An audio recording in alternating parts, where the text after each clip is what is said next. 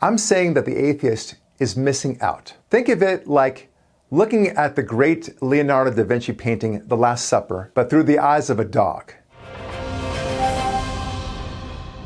Hi everyone, and welcome to the Brock Lurie Show again. Look, one of the things that we talk about so much is how the atheist mindset is so destructive. But I also want to talk about how the atheist is really missing out. Yes, missing out on so much of the beauty that the world has to offer. I'm not even talking about God necessarily, but you cannot have beauty without God. We've talked about this at length before as well. Look, there's an expression, it's like giving pearls to swine. What does that mean? It means that pigs will never appreciate beautiful pearls. That's the way it is, I think, in terms of appreciating what the world and what the universe has to offer to even the atheist. The atheist loves beauty. He claims to love music. He claims to love art. He claims to love entertainment and a good story. But in reality, they shouldn't, because all that is provided by way of God. Now, what do I mean by this?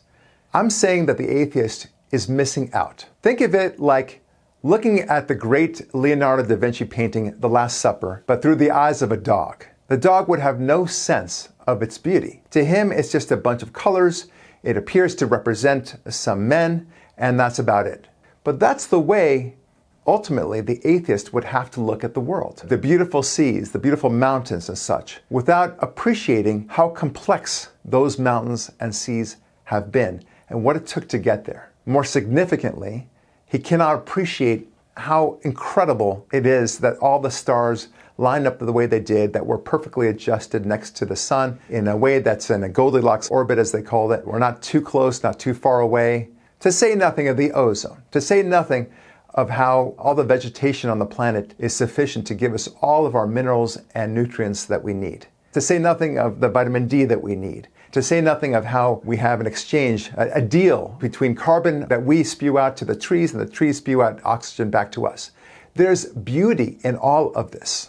And yet, the atheist cannot possibly meaningfully appreciate it any more than that dog can appreciate the Leonardo da Vinci painting that I just spoke about. To him, it's just a slab of colors that may or may not be recognizable as human forms, and that's about it. And so I put it to you, my dear atheist friend, you may very well be missing out. The believer appreciates all that it took to get there, just like we humans appreciate the extraordinary talent to finally get to something like the Last Supper.